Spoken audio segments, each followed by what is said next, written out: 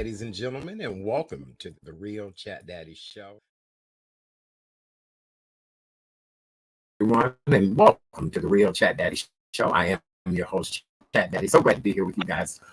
Beautiful Monday evening. We are in the 16th day of August 2021.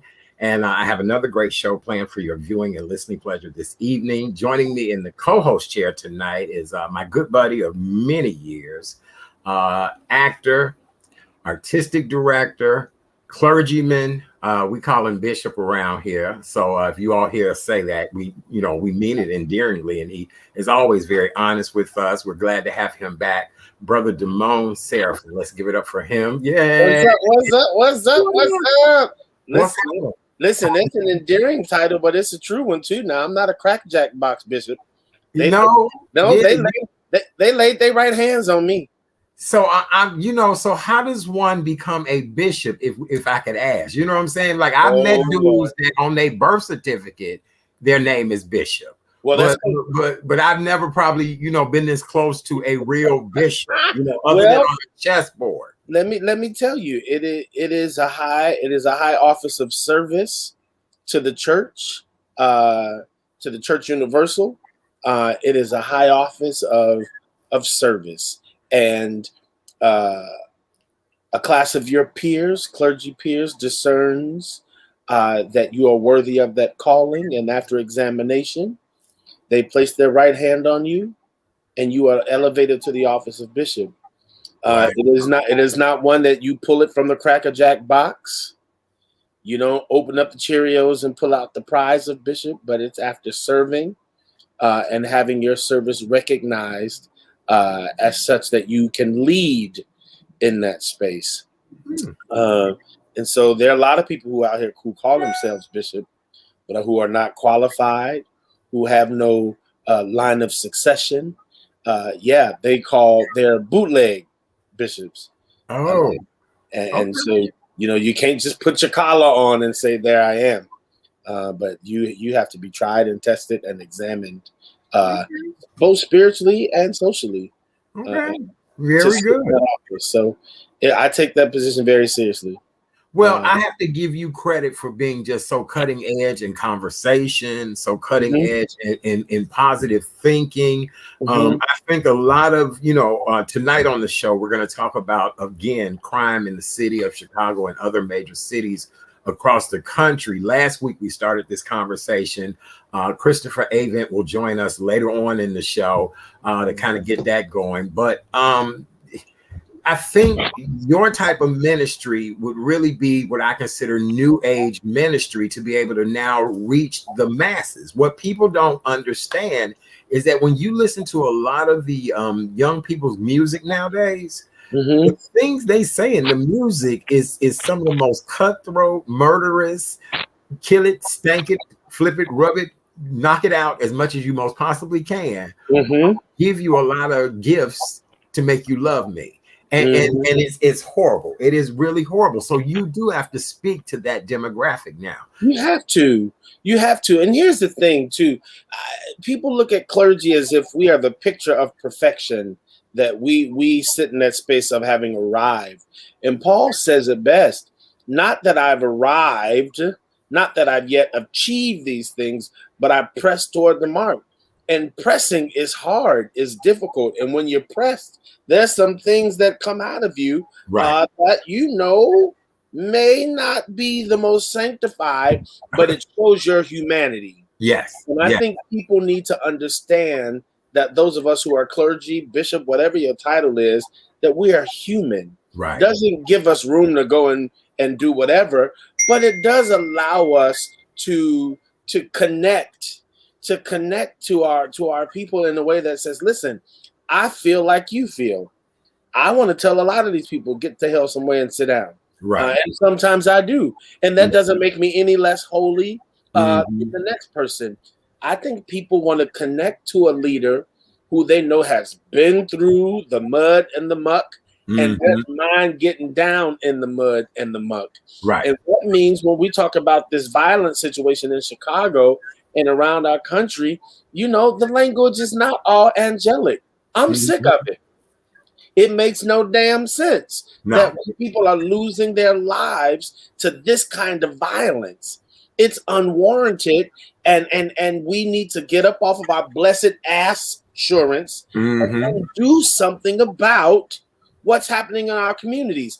And it's not just relegated to positions of prayer, because we understand that faith without works is dead. Get up off your knees, get on your feet, and make the damn thing happen. He's called you. What have I required of you? What does the Lord require of us? To do justice, to love mercy, and to walk humbly with our God. That's what it is. You got to get your hands dirty. And any clergy or bishop who refuses to do that, run.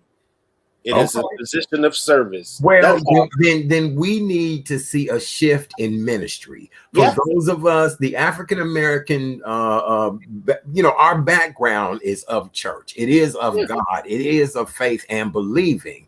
But for a lot of people, it's still a struggle. Living from check to check, no blessings, no miracles. Here we are in a global pandemic. We have a major health crisis. You don't know whether or not to send your child to school or not. It is really, it's trying and troubling to those that want to be faithful. And I think a lot of our younger people they don't believe in it. They don't believe in a higher power. Because they'll always say, I ain't think I was going to live to be 23. Hell, I knew I was going to live to be 100. Now I'm pushing for it and hope that I be. I don't know. Yeah, I think there is a disconnect. There is a disconnect between the church, the clergy, and the community. When you can see and listen, I'm for pastors getting paid and being paid well. I recognize, listen, I'm also a Broadway performer and director. And so, listen, I work hard for the money. But we have to bridge the disconnect between the clergy, the church, and the community, where the community just doesn't see us as money hungry, but they see us as redirecting monies into the community to help the community, not so much to build big cathedrals and that we can drive around in Teslas, Mercedes, and Audis and Porsches, but that we can empower our people to build wealth, to build literacy, to achieve health, that we direct funds and resources. That's why it says, listen, and I'm not here to preach and do it, but I want people to be clear about this. When it says bring all the tithe in the storehouse, that there might be, watch this, meat in my house. That word meat means provision. And so that money that you're bringing into the storehouse is now stored up for you for such a time as this. What does that mean?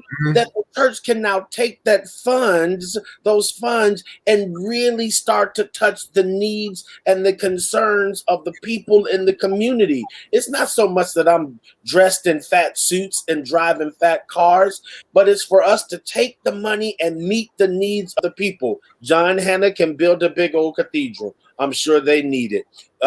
Meeks can build that big old church. But at the end of the day, what good are these big old cathedrals when people are sitting there wondering, then what the hell is going on that my house hasn't shifted, but I'm watching this house get bigger and bigger, and I'm really not getting anything from it other than a feel-good sermon. Well, for those of you all that are just joining us, all right now, the opinions expressed by my guests are solely his opinions. Don't hold me liable. No, don't hold them liable. I'm just saying, and I'm not casting aspersions. Right. I'm just joking. I'm just doing because somebody's going to say it. Somebody go, "Ooh, he called Hannah out." Those are my friends. Watch this. All I'm saying, and we're going to move on in the show. All I'm saying is part of the disconnect from the clergy is because a lot of us have abused or mismanaged our positions. And the people look at us and go, why the hell shall I follow you if you as crooked as the next person? It's just to say, listen, follow me as I follow Christ. And if my line gets a little crooked, then at least I'm out front about it. You can pray for me and we can all get back on the straight and narrow. I'm not out here faking the front like I got it all together. Very good. That's all. Praise him. Oh, praise him. Hey, Lord. Did we go to church? Listen, It's Yeah. been a minute since I've been on, and so let me just clown you for half a second. I love that theme song. Oh, thank you. Thank you. I love that theme song. Thank you. That was created for me by our good friend Baritone. He created the theme song. He did. So I appreciate Baritone for that so very much. All right, well, let's get into today's news stories. All of that was great. It was wonderful. Illinois Department of Public Health officials reported 2,463 new confirmed or probable cases of COVID-19. We unfortunately had 4 deaths related to the virus, and this is a report as of today, Monday. There has been a total of 1,466,813 total COVID cases here in the state of Illinois. We've had 23,624 deaths in the state since the beginning of the pandemic. We're seeing more and more cases of children coming down with COVID. Mississippi has had to cancel in-person school. Schools are, going through it right now with the number of cases that are going around. I am seeing a shutdown of some sorts again. I think we did things a little bit too soon. I know of people who are dying from COVID now, and all of this is a bit much. What's going on in New York, and how, what are your thoughts on what I said? Art, listen, man. Last week I was on and I said the numbers were down, right? Yeah, so the numbers were down and we were doing really well in New York, and I guess that was true last week. Right. I have a few doctor friends, right? My one doctor friend said, "Oh, it seems like we're doing great if people would just keep up with the masks and stuff here in New York." I have another doctor friend of mine who is a cardiothoracic surgeon, and she talked to me this morning and she said, "I know we were supposed to connect this weekend, right? But I found out the reason I've been so exhausted is that I have COVID." And she said, and the numbers are rising. Well, and she said, the likelihood of us going, this is from last week from one friend saying, right, listen, it's good. To today, talking to my friend who's a cardiothoracic surgeon. Right. She says she's got COVID. The numbers of doctors and medical professionals also being infected with the vaccine, right, is rising. She says if we go into it, she would not be shocked if we went into another shutdown. Oh, I wouldn't be surprised. Just like what you said about schools. Listen, I have two kids in school, and every week, and they've been back now for this is the 3rd week. Yes. Every week, we are getting messages of students or faculty member who have been infected with COVID. Oh, absolutely. They've got to shut down classrooms. Schools are now being investigated to try to trace all of the sources of the infection. I agree with you. I think we were I know we want to get things back together. Right. I know we want to open things up. The economy is struggling. But I'll tell you what will make the economy struggle when folks are dying out of here. Yes. People are actually dying. As I said, earlier on in this conversation, I do know of 2 people who have perished from COVID in the last 14 days. And again, people who I knew that were doing well. If you even went back to these people's Facebook pages and, just notice what they were talking about, the activities they were doing, and then all of a sudden it just turned for the worse. And they did not battle long. They ended up dying quickly from it. Yeah. So it makes me wonder, I don't know, one of our viewers put up it's time for a booster shot. Here's the deal. I don't necessarily know if I would be in any particular hurry to go get a booster shot. You get what I'm saying? I don't know. I did what was necessary and I'm fully vaccinated, but I guarantee you that booster shot, I don't think so. Y'all can go somewhere with that. I will tell you what my surgeon friend said today, though, too. What? Ironically enough, when I got vaccinated at the end of February. And then after that, people started talking. I got Johnson & Johnson. And after that, Johnson & Johnson became problematic, particularly for women. women. But now watch what my surgeon friend was saying. The Johnson and Johnson vaccine is more powerful to stand up against this variant than Pfizer and Moderna. That's what they're finding.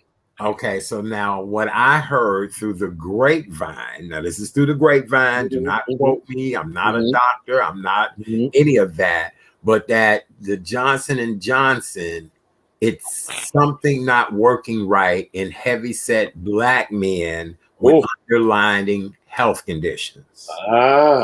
Because several of the situations I know of the COVID, it was that particular situation, and they had gotten that shot. So now that's something that I have been hearing as well too, and have heard that from several different sources. And again, don't quote me, I'm just a deliverer. Absolutely. That's what I have been hearing, that heavyset African-American men were having, with pre-existing health condition, were having problems with the J&J shot.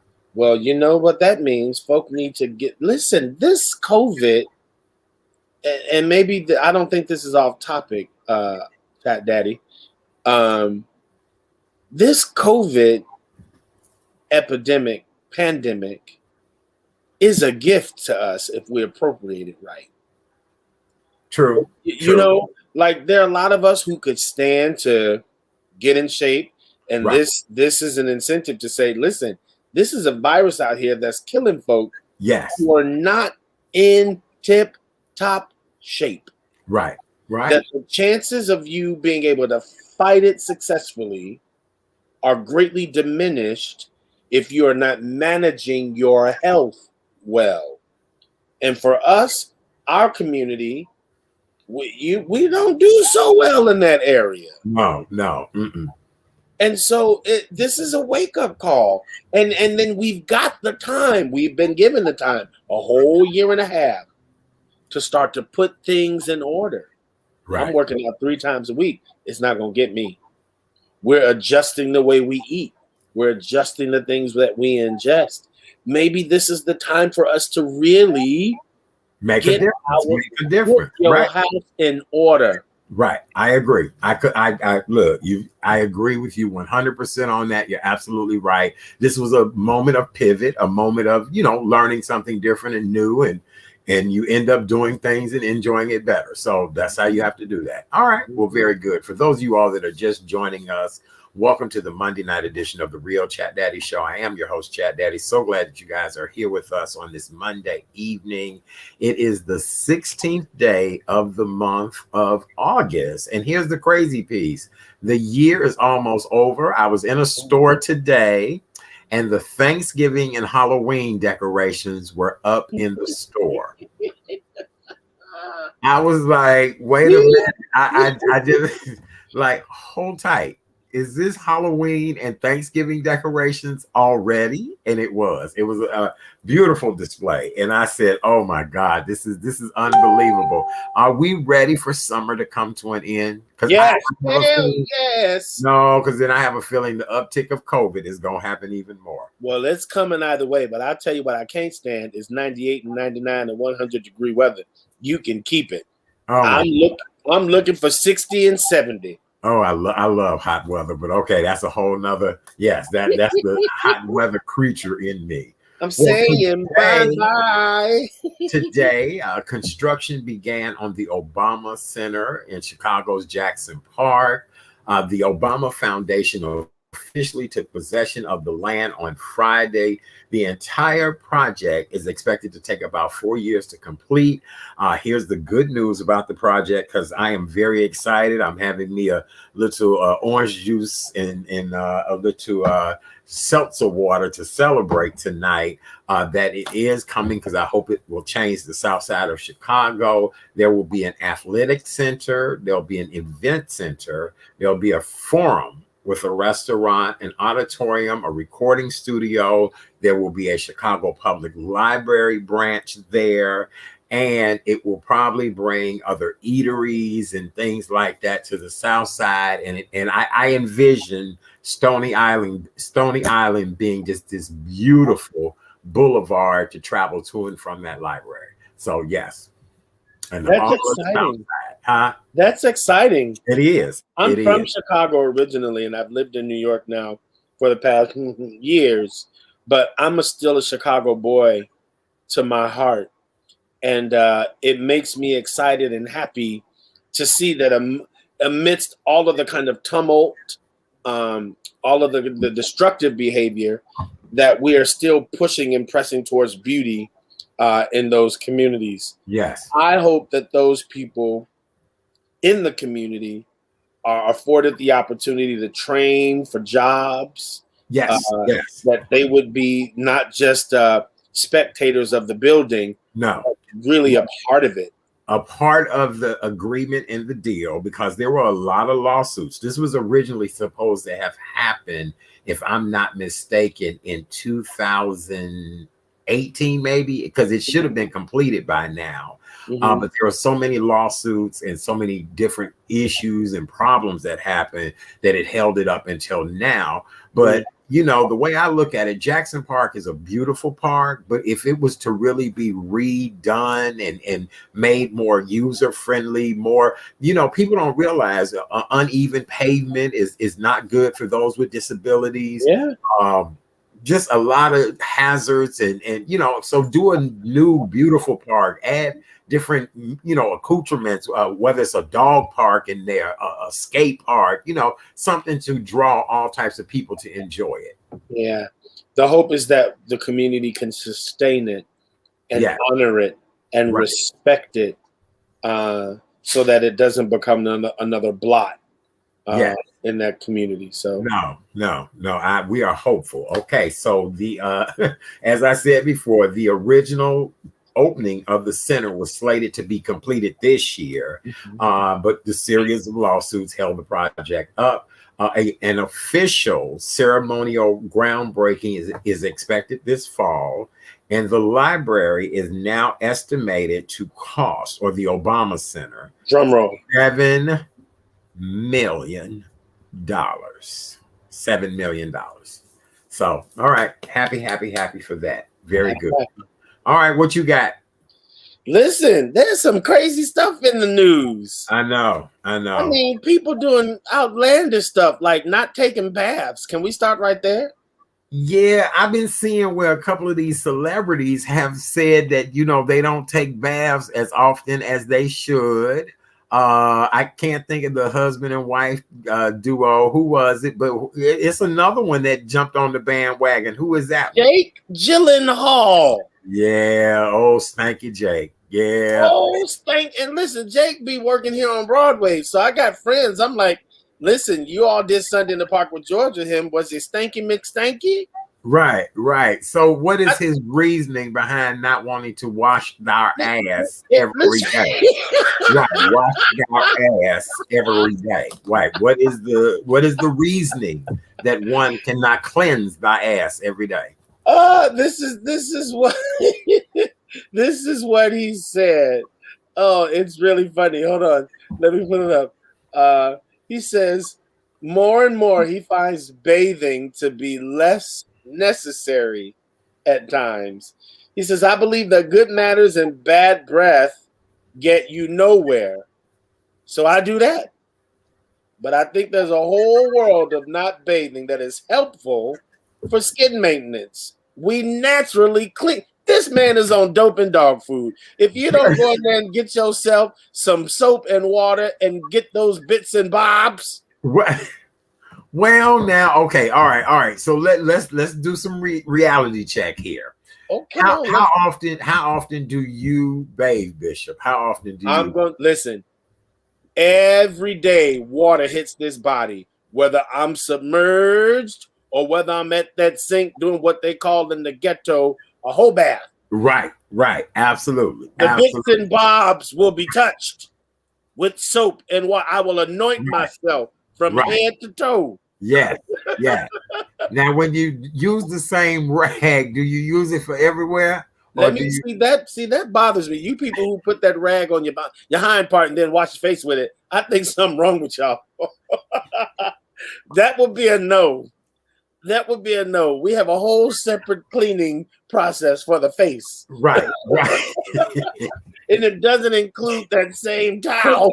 I'm like, where do you start at when you go to wash? Do you use the face rag, the same face rag? So do you start below and wash your way up, or do you wash your way up and come back down? But I mean, I okay, all right. Let me tell you this. I got some, and I'm not trying to again cast aspersions or whatever. Please, but I got some white friends who they use the soap, the bar soap itself, to clean from head to toe. Oh yeah. Listen now. Oh yeah. Right. No, that's a no. Right. That's a no. So what's the proper procedure? How does one take a shower? Or a shower. Now let me tell you how I do it. I love good old Dr. Bronner's. Dr. Bronner comes in the bottle. Yes. Okay. And I put that Dr. Bronner in my sponge. Right. Yes. And I lather up and I get all there. Right. All there. And then I put some in my hands and scrub and get in and get all around. Okay. Then I take a towel to get into the intimate spaces. Then I go to the sink and I use a whole other regimen to clean my face. Absolutely. I agree. I do agree. Okay. Especially when you have family members in the house, Yeah. Now, here's the deal. I can go at least 2 days without a shower if I'm not doing anything and it's just me doing what I need to do. That whole bath, of course, if you of course, but if it's just me not having to do anything, I can. That means not leaving your house, right? Oh, absolutely. Not leaving the house. I'm in here. I'm doing what I need to do. All of that kind of stuff. I'm good on that. So maybe in that case, our chat daddy, maybe we have, we've gone the weekend. We know I ain't moving. I ain't going another further. Right. Okay. Yeah. That's cool. We give that benefit of doubt. If you live by yourself.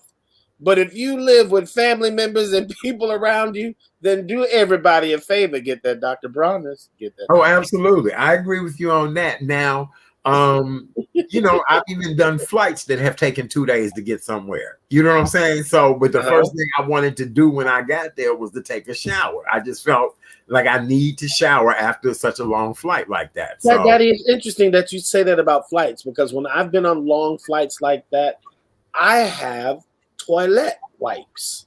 Yes. And I wipe my face.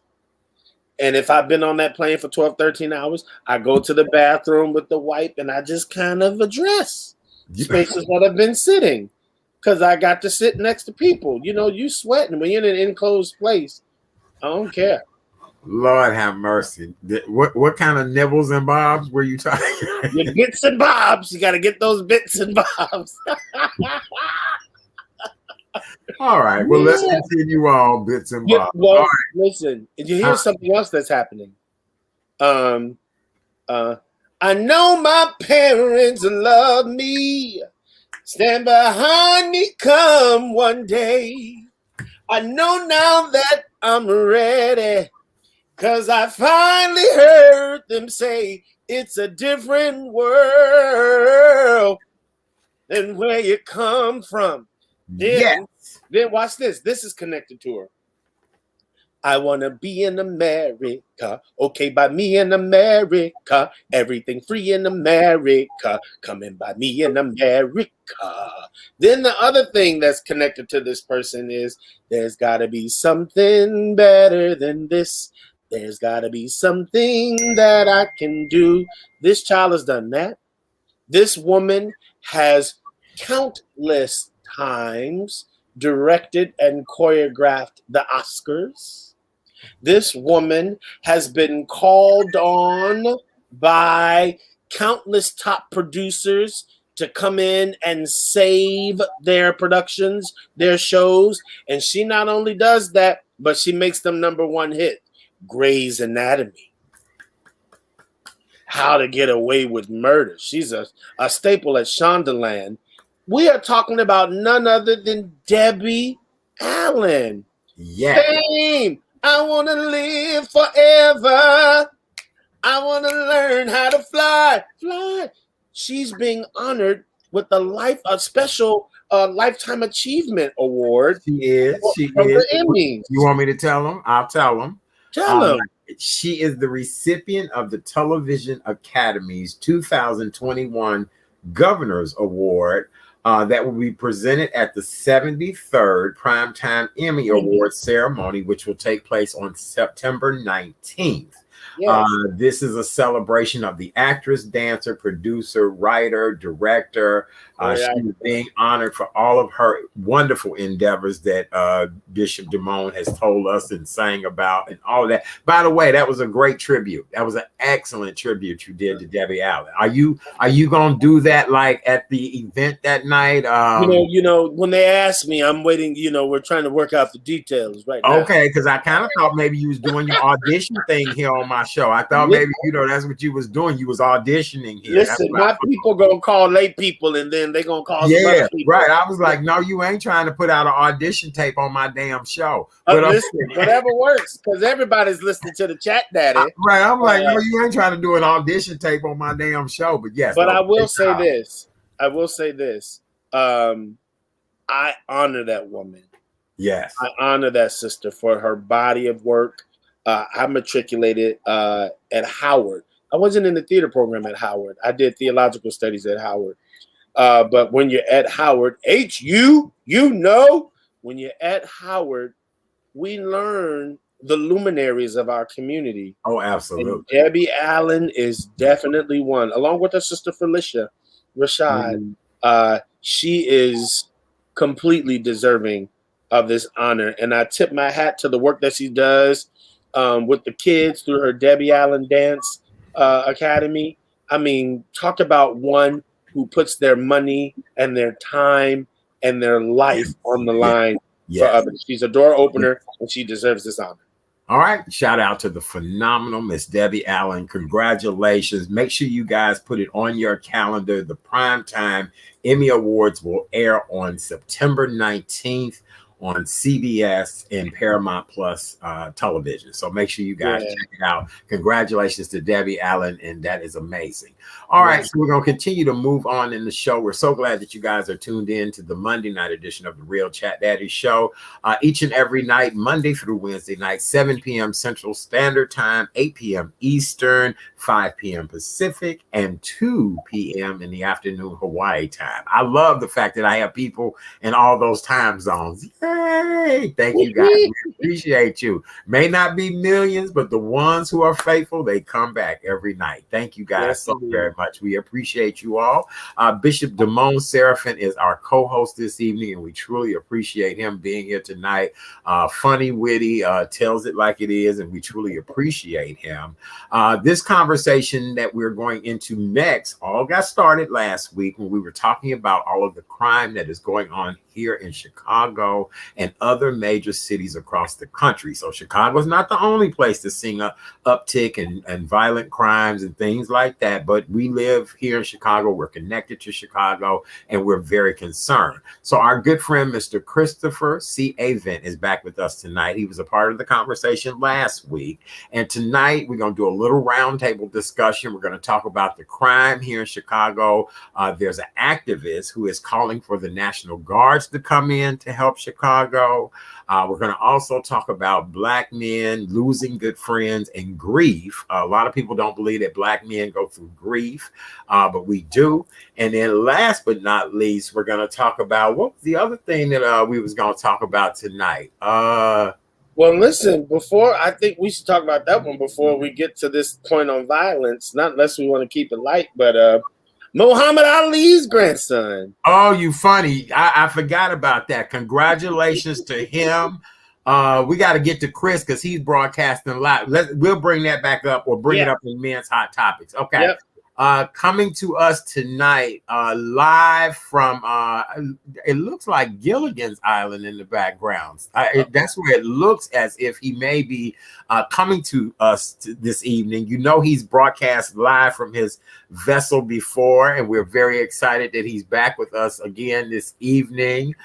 Coming to us live from Gilligan's Island is the one and only Mr. Christopher C. Avent. What's Be up? careful. Be careful. Oh, Hey, what's up? Are people getting off What's the going yacht? on? Nothing. How are you? Are people on the yacht with you tonight? I am solo. Very good. All right. I just didn't know if mermaids were falling off the side of the yacht or, all of those good things. Art, they don't fall off the side of that. They climb out of the water and get on. See, There it is. That's how that works. So good evening, sir. Glad to see you tonight. We started off last week with a conversation about the crime here in the city of Chicago. I sent both of you gentlemen a clip today where an activist here in Chicago is saying that maybe the National Guards need to come into Chicago right now. I'm just going to say this as a lifelong Chicagoan. I have never seen it as dangerous as it is in Chicago right now. I just heard 20 gunshots before I got on the air tonight. Driving here in the streets are just horrendous right now. People creating their own lanes, driving on sidewalks. It's just reckless. Do you gentlemen think the National Guard should be brought in? Chris, let's start with you. Absolutely not. The National Guard are trained. They're not police. They're military, and they're only trained one way, right? They're trained to enforce through aggression, and that would be horrible. And that's pretty much throwing your hands up to the problem and just saying there's nothing we can do, and just come in and sweep the streets clean. And that's not going to be beneficial. This problem wasn't created overnight. It's not going to be solved overnight. And to tie into what we talked about last week, a lot of the people that are trying to help are addressing the wrong things. They're not addressing the issue that got us here, and they're wondering why it doesn't work. So the situation is not hopeless. It's just that what's being done is not what's necessary. So everybody's going to the extreme because people think, well, we've tried everything, so now we need to go to the extreme, when in reality, people are not doing what's necessary. And there are people that have done things that were very effective. They're just not in the spotlight. No one talks about it, right? Because no one really wants to see results, because there is profit in the problem. That's right. And a lot of people keep the problem going, a la Operation Push, a la NAACP, a la Urban League, because they get paid as long as we have a problem. Right. They get a lot of people get grants to help the troubled inner city youth as long as we have a problem. If we had no problems, there were a lot of people whose wallets would get lighter. Right. So in a lot of ways, we're being pimped by our own people because they want to continue to get paid. And the unfortunate part about that, on top of the obvious, is the people from outside the community that give money and they really want to see something done. They sit back and they look at this and they go, well, look how long all these entities have been in place, right? Push, Urban League, NAACP, and look at all the millions and millions and millions of dollars and all the 10, 20, 30 years that they've been trying to fix it. Obviously, it can't be fixed. So yeah, we need to call in the National Guard because, they're beyond reproach. It's incorrigible. When the reality is no one's been doing what's necessary. Again, I mentioned it last week. Dr. James Gilligan ran a prison system on the West Coast and had the recidivity rate down to less than 2%. And all he did was give the people who feel nothing, he gave them a sense of purpose. And no one's trying to do that. What everybody's trying to do is give broken people opportunities. Broken people aren't going to accept an opportunity. Right. So no one is doing the corrective things. There have been many books and studies. Dr. James Gilligan had his program going for over 30 years. And he gets no press. Most people have never even heard of him. But the people who have been doing things with no success get all the press. So I think it's a huge mistake because the situation is not that desperate. And like I said last week, the situation is only 55 years old. So it's not who we are organically. It's who we were turned into. And we need to go back to the source to figure it out. Oh, my God. That is so heart-wrenching. Karen had a great comment. Hey, Karen, good that you're here with us tonight. She said kids are robbing, assaulting, and killing innocent people every day. All these programs are effective over the long term, but how do we deal with this mess now?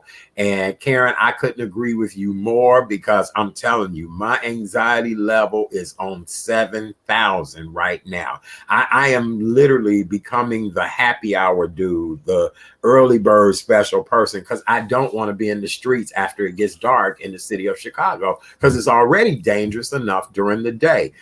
Bishop, what do you think about all of this at this point? Well, I'm looking at this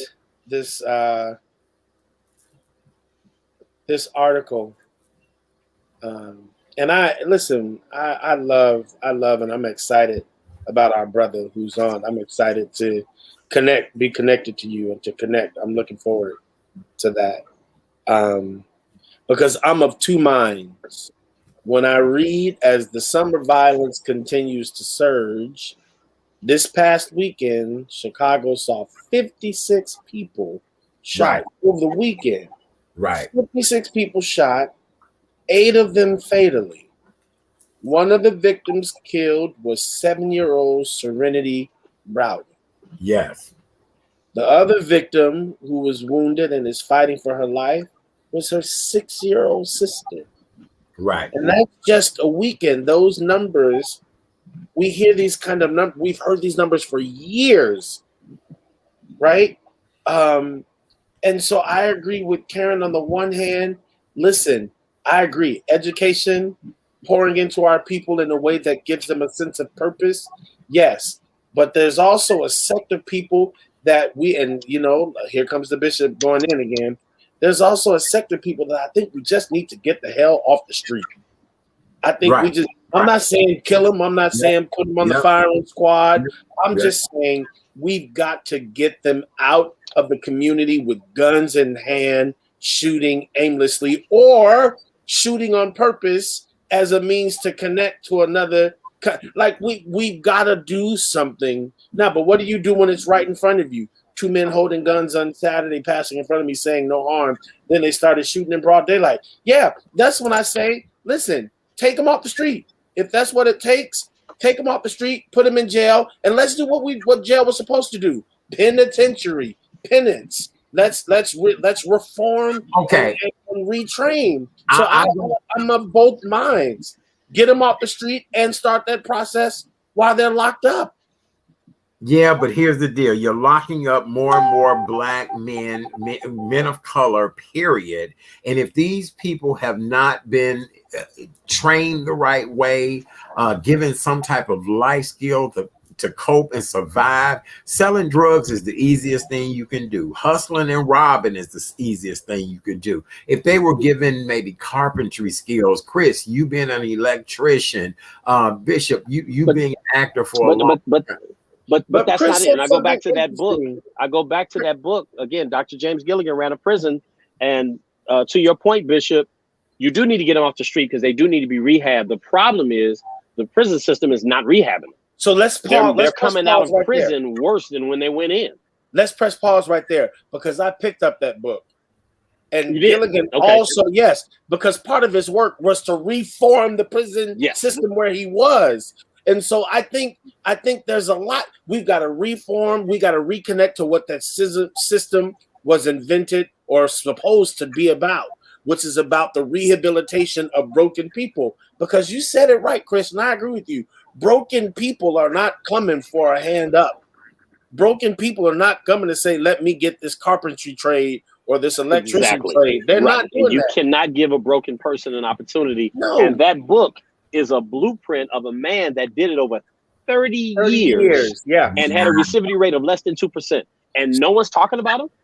No one's quoting him. And actually, California shut his program down because prison is big business. You need repeat customers. Right. And if you reform people, if you reform the South Side, there's no gentrification. There's no gentrification. All this money coming to the city is not meant for us. Let's be honest. That's not meant for us. So gentrification is another form of colonization where you want to remove the people that are there and replace them with an entirely different group of people who don't look anything like them. It's what my sister Alexander was talking about in the new Jim Crow. Yeah. So I agree. The ones that have been raised a certain way or not raised at all, and they are so violent where they feel no remorse about pulling the trigger, they need to be reformed. But we need to put the reform process in place first, Yes. and then remove them. It has to be a strategy. And right now, the strategy is just get rid of them, and that's not going to help because again, people come out of jail a worse criminal than they were when they went in. So that's not the. We can't tuck these people away. We have to reform them. And brothers like you, Bishop, that's doing work. And that's why when we talked last week, I said, okay, because you were quoting some people who have done a lot of work, but have never produced a result. And that's why I'm like, okay, if you're going to put the work in, look at the people who actually have results. Dr. Gilligan has more results than every dude on the street in Chicago combined, putting in work. Yes, no, I got that book, and before I got the book, I just started doing research on him, and I was like, wow. Right. And it is amazing that no one even talks about him, and he's the only one that's actually got some results. Yeah, there's a process to it, and I wonder, because I don't want another weekend to go by, I don't want another day to go by where we open up the newspaper and see a 70-year-old woman get shot just out of retirement. I don't want to. So there's part of me that says, unbelievable. Yeah, there's part of me that says, can we do twofold? Can we get them off the street and start the process of rehabilitating first the system that we're putting them in? Maybe listen and trust me. I don't want brothers sitting in jail, but listen, if the brother has no value and no honor for humanity, then there's no other place for him. There's no other place. And I thoroughly understand. I mean, you need to get them away from the general public because they're not just robbing; they're killing. They're killing. So that's a problem. But the culture of the community. First of all, we need to change. It's not about getting out of community. It's about taking over our own community because people move out of the Black community to go move next to Karen. And who you want to live next to? A group of people who have never liked you for 400 years, or your own people that when I was the block club president over on 83rd and Calumet, it only took 6 brothers to get on the corner and let these shorties know you're not doing that here. So what they do? They move to another corner, and we move to another corner, and we move. So instead of leaving the community, we're abandoning the community and giving the troublemakers free reign. All we have to do is get in their face because most of them are scared. That's why they're pulling triggers in the first place. Yeah. But if they saw something different, see, we're not offering them anything different. We just say, okay, let's throw them away and get them off the street. We have to offer them something different. This problem took 60 years to create. We're not going to fix it in 6 months. And I understand people are scared. I understand it's a problem, but we have to actually plug in. We have enough money that we can donate to these aldermen to get police presence where we need it. See, we don't use our money to our advantage and understand the game. The game is you take your money, you donate to the alderman, and the aldermen get the police on the blocks where it needs to be and do their job. That's how the system works. We're not playing the game by the rules. We just want to throw everybody away, bring in the National Guard, bring in the police, and throw all these kids in jail where they're going to become worse criminals and come back even worse. Now, that's not the solution. To that end, I agree with. To that end, I agree with you completely, brother Chris. I said it last week. I grew up on the west side of Chicago. The Better Boys Foundation. I learned how to make a chicken pot pie at BBR. Right? So those programs, we've lost those programs. But you said something very interesting because, and we said this last week, it goes back to redirecting the mind. We talk about this on Broadway right now, where we're always looking for the approval of the white man's gaze. And so we do whatever it takes to go to attain their gaze and approval, that we've got to redirect our focus in that respect. And part of that redirect was born for me in those places like BBR and ABC and BBF, right? The Better Boys Foundation. And so but we also had a culture of people. Walter Payton, every year I went fishing with Walter Payton as a teenager, and he wrote checks. I watched him write checks so that the Better Boys Foundation can thrive. we were joking about Muhammad Ali's grandson. Right. But I used to go to Benton Harbor, Michigan, where he had a house because he believed in my talent, and spent time with Muhammad Ali in Michigan. Nice. Right? Muhammad Ali was really good friends with Belvon Walker, who was on board of the Better Boys Foundation. He wrote regular checks. That's right. He's amazing. Right. Yeah. So it's about but see, the difference is those athletes had a sense of community because they came up with Jim Crow, where no matter how much money you had, you still had to live in the community. And really, that was a benefit to us, right? Because now when you get money, you're trying to leave. And this is the problem with the culture in our community, where everybody's trying to leave. And you live around a bunch of white people where you get Karen calling on you and you complain about that. And no one is pushing turn a community around. Because here's a fact that nobody wants to face. There are more good people than bad people in our community. And if the good people got together, the bad people won't thrive. Right. I'm going to tell you something. We're all focused on getting out of the community and go where? Think about this. Fast forward 20 years, there's going to be no black neighborhoods. So that means we're all susceptible to the Karens of the world. And you don't want to live in that world where there's no black community. I've been trying to have there's nowhere to hide. So we need to unite instead of worrying about a program and who's writing a check.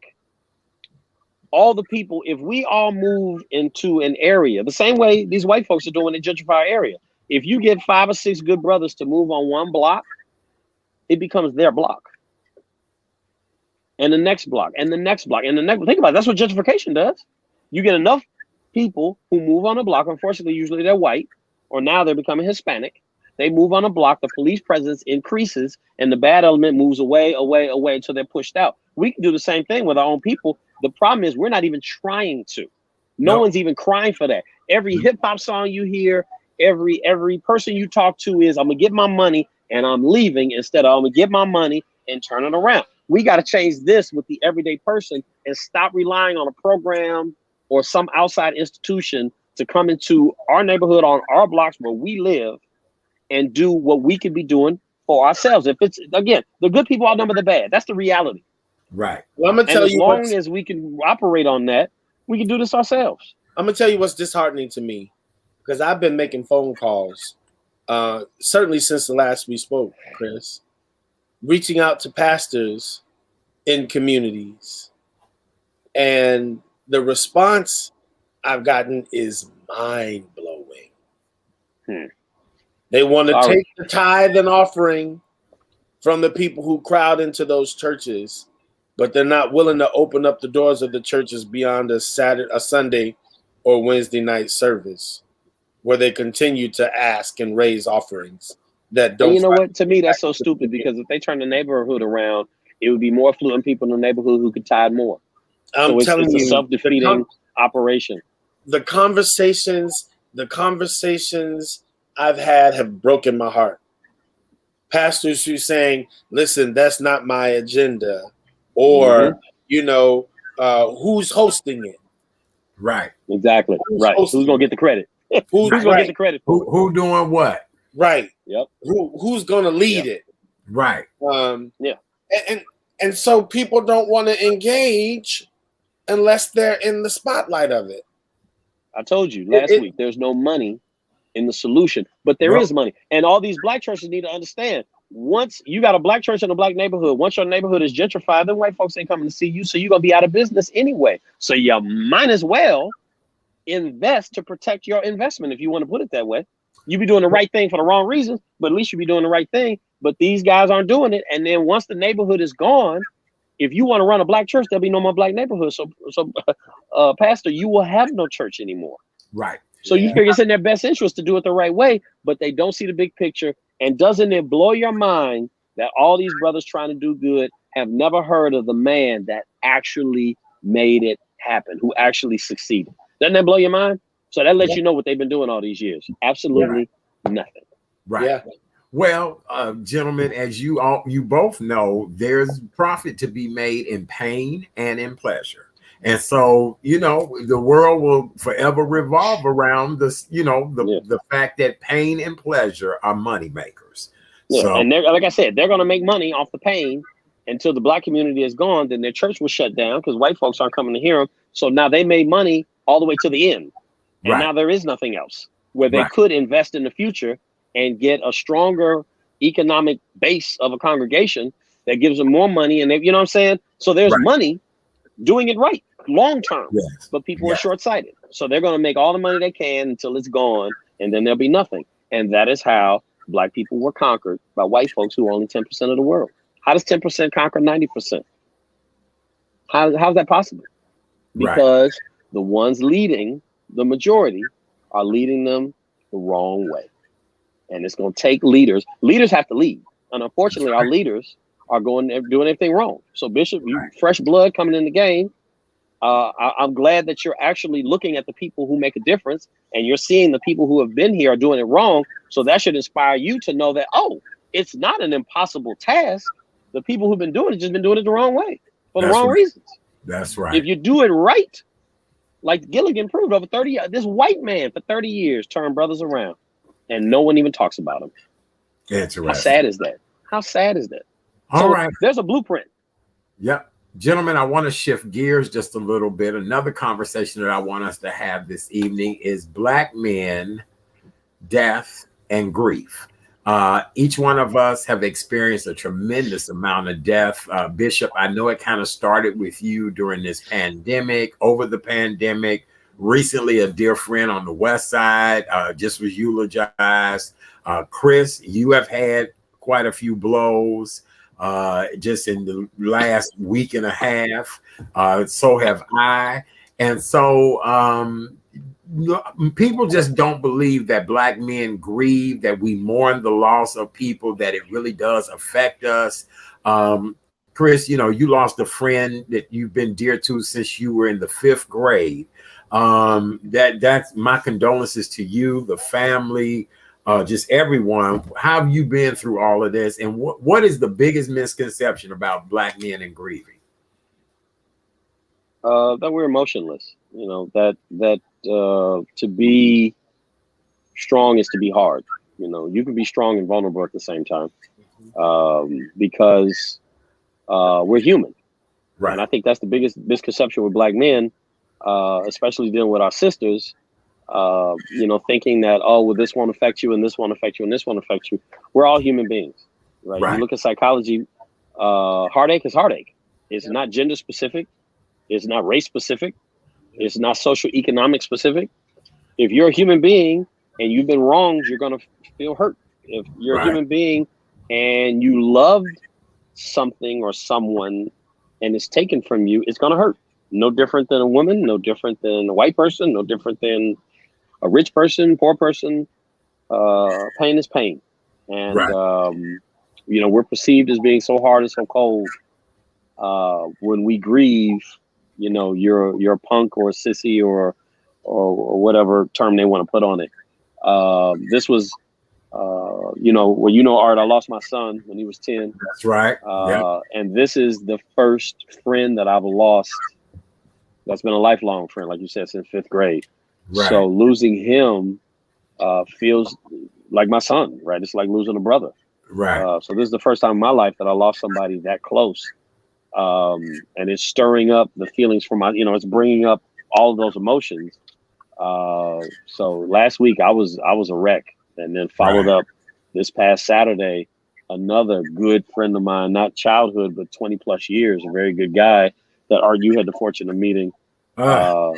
He passed. And not only did they pass, but the reasons that they passed, where it wasn't senseless violence, it was just senseless. Gone too soon for just a stupid reason. And you know, when, like my son, when you don't have a well,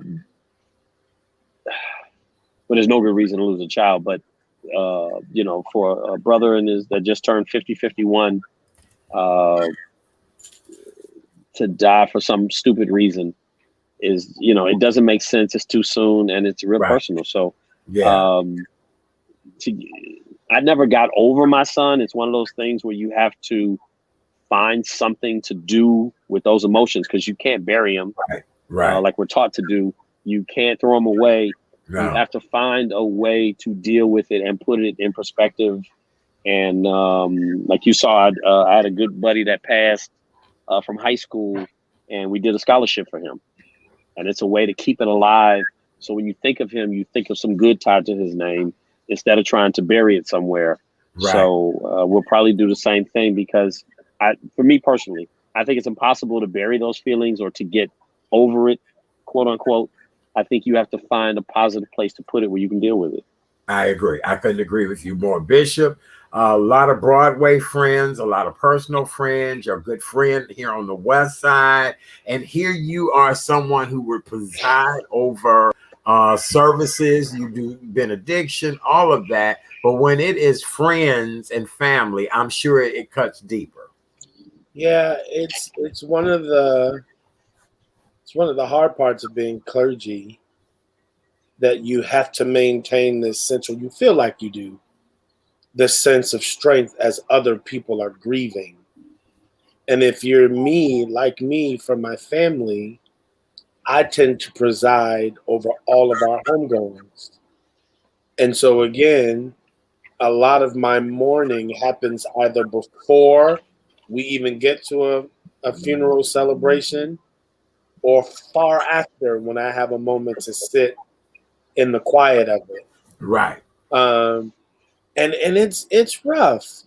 It's rough. And I agree with you, Brother Chris. You know, people look at brothers in particular, men in general, brothers in particular, to have this unshakable, unshatterable veneer. Right. Where nothing affects us. And here's the part that makes me compassionate about the folk who are running and killing other people. Because hurt people hurt people. Yes, Broken people hurt people. Yes. Yes. So there's a reason, a little reason why I can have some compassion, because I realize that somewhere down the line, even in the life of that 15-year-old boy who's pulling the trigger, somebody dropped him. Right. Oh yeah. It's somebody failed him. Somebody failed him. Yeah. And they don't have any other way to process or even recognize that kind of pain. Right. And so, you know, Chris, I'm going to say to you, like I say to myself, because, you know, Black folk, we don't like to do this. Watch this. What? Go talk to somebody. Oh, definitely. Yeah. Sit down and talk with the therapist who doesn't know talk to your boys. Yeah. We all know talking to your boys is extremely therapeutic. It is Get it off your chest. It is therapeutic, but I would go further to say, if you can, get with a professional who doesn't know you, who can just look at you from the facts that we see and help you sort through the debris. Yes. And help us manage our way through it. Because I'm telling you, there's a lot of unmanaged pain in Black men.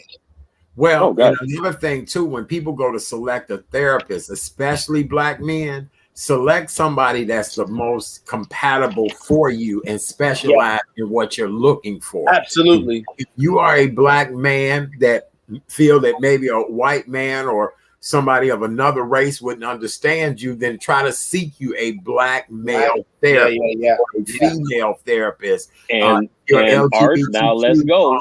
We know Black male therapists are less than 1% of the profession. So to find a Black male therapist is like finding Bigfoot riding a unicorn. Right. Well, but you can't. I see one every Sunday. I see one every Sunday. I'm just saying they're rare. Yeah, they're rare. Very rare. But they're out there. Dr. Philip Montgomery, who's on the show all the time, he's a therapist here in Chicago. He's a therapist. We need to wrap him in bubble wrap because he's rare. He's rare. Right. Yeah, no. He's rare. But for Black, I thoroughly agree. We need to go find Black men. And again, the people who need therapy the most are the ones who write it off as being nonsense. But there's a lot of therapy, and I think as 3 Black men, we can speak to this. There's a lot of therapy in sitting around talking to your brothers. The 3 of us, you and I know each other. I don't know Bishop that well, but the 3 of us, this conversation, even though we're doing it for the show, is therapeutic on many absolutely. levels for all of us because absolutely. it's three black men conversing, and a lot of people discount the power, the healing power of the fellowship of black men sitting down. I don't care if we're talking sports. It's black men seeing each other, no threat of violence with each other, and it's a calming, healing, spiritual experience to sit down with black men and share our common thoughts. Again, if it's sports, if it's women, whatever. It's a healing thing. So if you can't find a therapist, at least talk to your boys. We just did it this weekend, Chris. We just did it this weekend. I'm one of the founders of Black Broadway Men, one of the founding members. You sure did. And we had an event this weekend. 80 black men in a room. 10 elders who are Broadway, who are luminaries in our industry. Okay. We were able to hear from them. We were able to hear from each other. We were able to break bread and laugh and dream. It was the most beautiful. That's energy, isn't it? Yeah. That's energy. Yeah. No one cussing each other out. None of that stuff, man. Yeah. But uplift, full of hope. We got a brother here who's about to debut on Broadway. He wrote this show, Tales of a Colored Man, that's about to open on Broadway. Yeah. Okay. Yes. And we were able to lift him up, chicken and biscuits. Broadway right now is about to see the offering of many black people that we hadn't seen before. Not like this, right? This whole season and so we were able to celebrate each other and lift each other. It was the most beautiful. So I agree with you. Find a community. Yeah. Start with fellowship and then, work your way.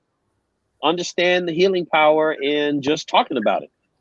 With your fellow brother. And like you say, elevate that to talking to a professional who can give you some unbiased professional advice. I can't agree with that more. Absolutely. No, I agree 100%. I think it's the best thing ever. I used to always say that I was going to marry me a therapist, not that I want to pay a therapist. But I would love that. I would love for the therapist to sit back and say, now, what just made you do what you just did? And can you explain that? Can you, I mean, to me, that's the greatest love.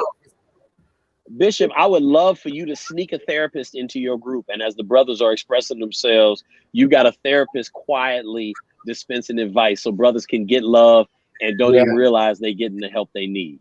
That's a good idea. I'd love to see that. Right. That's a good idea. Slip that pill in their drink and heal. That's a good idea. Slip that pill in their drink and let them heal them and go, man, that brother made sense. He made sense. Yes. And everybody can build off of it, right? Yeah. Everybody can build off of it. And brothers need to read more self-help books to understand what pain is. Post-traumatic slave syndrome, Dr. Jordan DeGroot. Yeah. Read that and understand that this pain did not start with you. It started 400 years ago. Yeah. And it's been passed generation to generation. It's in your DNA. Understand the pain that has been given as black people and especially as men to understand that, it's okay to have that pain. There's been a lot of effort to put that pain into you. So there's no shame in expressing that you have that pain. Chris, you just said something get beautiful. Around your brothers. You just said something beautiful because Art and I had a chat, Daddy, and I had a conversation. I said, and I think it's time for us to really start to heal the trauma of slavery, right? Like we hold on to that trope. Well, thank you, slavery. But at some point, it's time for us to start the process of healing and coming out from up under that stronghold. Because I think people and systems benefit and profit off of the fact that we're paralyzed by something that happened over 400 or 500 years ago, right? And so it's time for us to start to get out from up under the weight of that. And it starts by talking. I agree. I absolutely agree. But the first step is understanding that it exists. Because what book was it? In PTSD, post-traumatic slave syndrome, Dr. James Gilligan, when he talked about how that the young man who held a gun on somebody, the fear they had in their eyes was the first. he interpreted that as respect because it was the first time someone looked at him and actually recognized him. Yeah. And that became, it's like the story of Slick Rick. Yes. Children's story, right? Yeah. He robbed another and another and another because he got it like juice, right? You get off on the pack of people fearing you, but they twist that fear into respect. It's like, oh my God, somebody actually looks at me is going to respond to me. Now it's twisted because they're doing it with a pistol in their hand. But for people who have never had respect and they don't understand what has been done to them, we're fighting to get out of it. We're fighting something we don't even understand that we're in the middle of. So I think we need to, and this is the purpose of the importance of us having a community so that we can tell the young brothers in a comfortable situation at a barbershop, at the grocery store, at the park, on the corner, next door neighbor in the backyard, that, hey, this is the trauma that we carry through our DNA that we have to get over. And don't let anybody tell you to quit being a punk. Don't let anybody tell you that it's easy. Black man to black man, you're the most feared and at the same time most powerful person on the planet, right? God is in you. When God made man, when you look in the mirror, that's the image that God created. Yeah. He did not create blue eyes. He did not create blonde hair. And he created an afro and brown eyes and melanated skin. You are the image of the creator. So feel that power. Don't feel the European system that you are the enemy and that you're good enough. You're not good enough. You're God's creation. Yeah. And that goes a long way for psychology. I think we talked about this last week. If you were raised saying that you a pimp and a thug, that's how you're going to act. Yeah. If you were raised like you a thought and a stripper, that's how you're going to act. But if you were raised saying that you are God's creation, you are God's plan. That's right. You are God's plan. When you read the Bible, he designed you to look like him. So when you look in the mirror, if you don't see God, your mind is in the wrong place. This is what I tell. See God. Yeah. Right. This is what I tell my kids, that in creation, God looked at you and said, not that you were good. He said everything else was good. But he looked at you in creation and said, very good. No, he looked at you and said, you are me. Well, you are me. Yeah. But that's the very good. That's the very good. Isn't that excellent, brother? Yeah. Isn't that excellent? You are me. He could have made us in any image. Look at all the different species that were created. He said, I want to make you to look just like me. Yeah. Yes. I love it. So you look at that. So these young brothers need to look in the mirror and say, oh my God. And every white person I see, I said, do you know what God looks like? They say no. And I said, you're looking at him right now. Yeah. You're looking at God because he made me in his image. So read that. I walk with that, and every brother needs to walk with that. Every sister needs to walk with that we were made in the image of the creator. So when you look in the mirror, there's no need to hate it because that is the image of the master of the universe. So there's no need to fear or hate. You better preach. You better preach. Do I need to come and license you and send you your papers? Hey, you know what, brother? You call it preaching. I just call it truth. Listen, man. It's just truth. Proclaim it. That's what we all call it, dude. Yeah, it's truth. That's all it is. I got truth. Well, as long as I got truth on my side, I'm good. I love it. It looked like God done turned his light off on you. It looked like he done turned the light off. Like it's look right. We said right. The sun is beautiful. Yeah, we getting dark out here. Oh my God. Now, Chris, we just talked about all this elevation. And I'm about to hate on you, man. I don't want to see all that. Hey, man, if ain't no, you know what? If no one's hating on me, I'm doing it wrong. That's right. Look, I may have to come on that broadcast one night before the season is over. Look, I need to do the show out there one night. Hey, man, I got room. Okay, I definitely need to come do the show out there one evening. We gonna put some lights on that boat. I got lights. I just got to turn them on. Let me get down. I bring my lights. I bring everything. Look, I come with batteries, backup, everything. So I definitely will come out and do the boat one night. That is. Look out, y'all. Right. Yeah. Listen, you sleeping on the boat tonight, Chris? You sleeping on the boat tonight? Will you hate on me if I say yes? Listen, I celebrate you. Well, I gotta keep the hate up. If people celebrate me, I'm doing something wrong. No. With that being said, gentlemen, wonderful job. We do want to give Muhammad Ali's grandson a major shout out. Bishop, tell us about that real quick, and then we're gonna get out of here. Muhammad Ali. His mama name McLean. I call him King. Muhammad Ali. He's got a grandson. And his grandson marks his pro boxing debut. He's got another boxer in the family, Layla Ali, and now his grandson, Nico Ali Walsh. Oh, he's the grandson of the late boxing champ Muhammad Ali. Made his grand entry into professional pugilism with a knockout in his inaugural fight on Saturday, August 14th, 2021. He did that thing for his granddaddy, his grandpappy. Very nice. Mama called those are big shoes to fill, though, to live up to the greatest of all time. Somebody like Muhammad Ali. I mean, that's a lot of pressure. That's a lot of pressure. This, Art. Watch this. He wore the same white trunks that his legendary grandfather wore decades ago during the peak of his career and worldwide fame. The white with the black stripes. He wore a version of his grandfather, because I know the original ones. He wore the same white trunks that his legendary grandfather wore decades ago during the peak of his career and worldwide fame. Walsh, 21, quickly vanished Jordan Weeks with a first-round TKO during their middleweight bout at the Hard Rock Hotel and Casino in Catoosa, Oklahoma.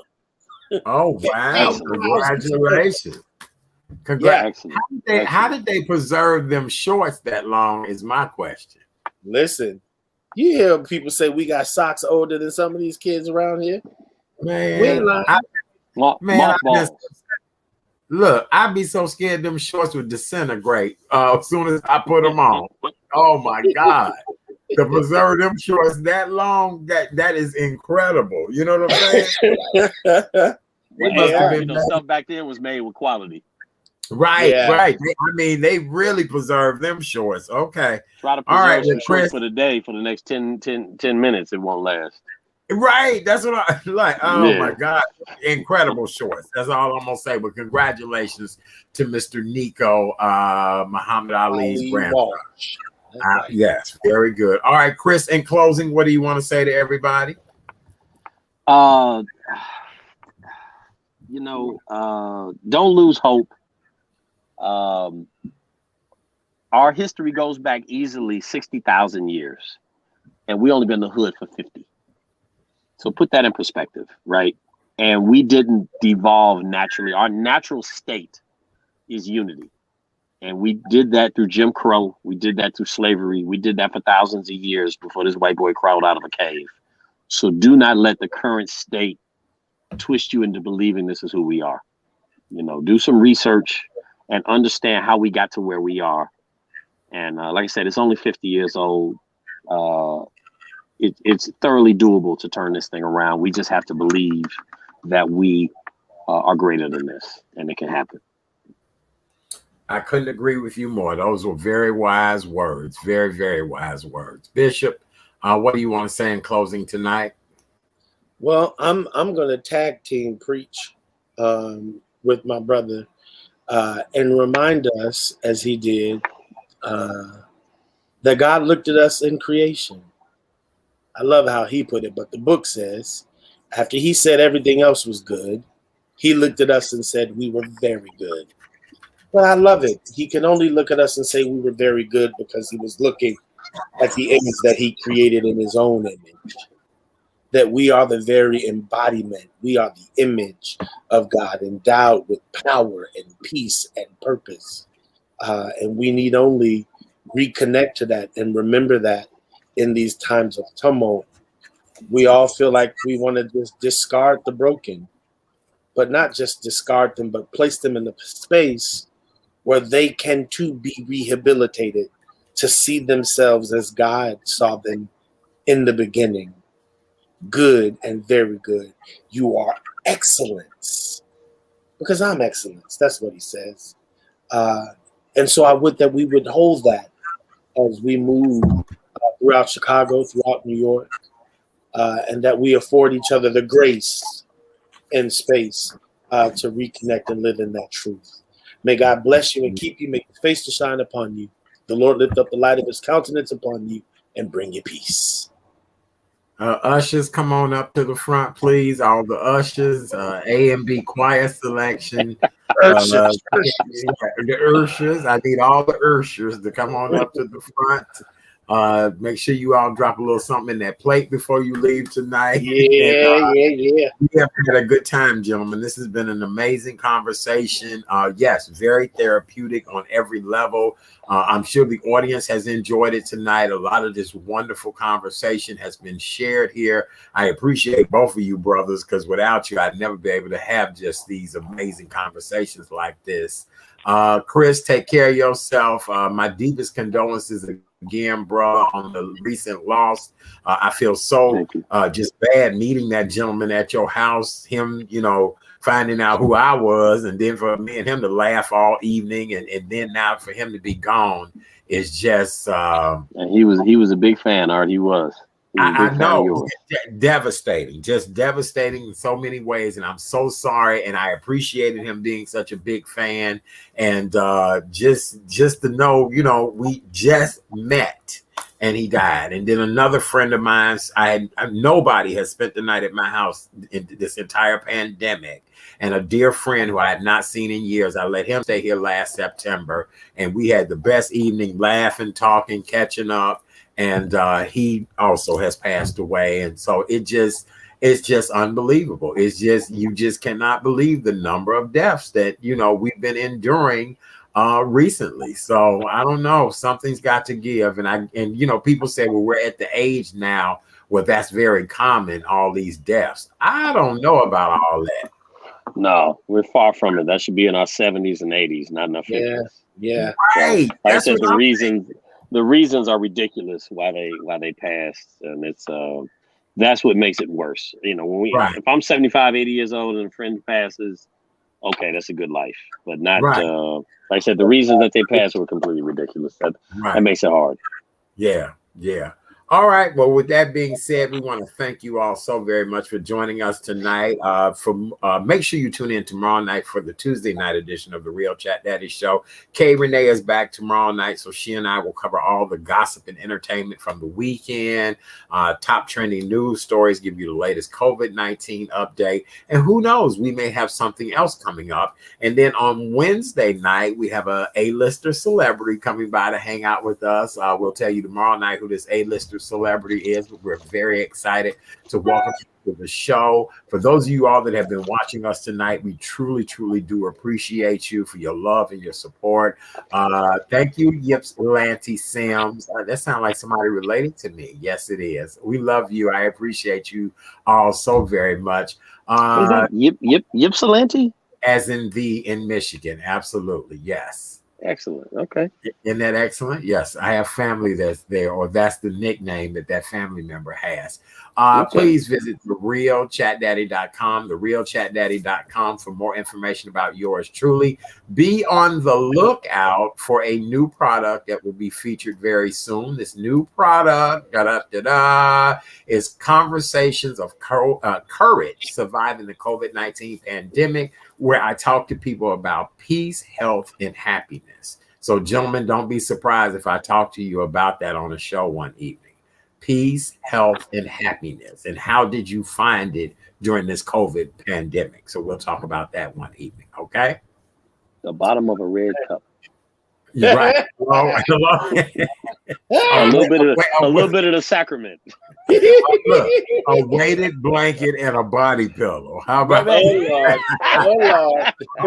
A weighted blanket and a body pillow. That's how. And all right, hey, real quick, get a bishop my number, man. We got to continue to build. I'm going to connect you to. I'm going to connect you to. I'm going to make it happen when I get off the air. All right. Well, on behalf of Mr. Christopher C. Avent and the one and only Mr. Bishop Damone Seraphin and yours truly, Art Chat Daddy Sims. It's been a pleasure tonight. Thank you guys so very much. We appreciate you all. Thank you, Debbie Green. We love you. Thank you, Wamelda. Thank you, Candace. Thank you to everybody who tunes in and check us out each and every night. Encore performances can be found at YouTube and Facebook, The Real Chat Daddy Show. Go there and find out encore shows. All right, we out of here. Gentlemen, good night. I'm getting ready to do a message to connect everybody. Thank you, guys. Have a great night. This was amazing. We out. All Bye. Right.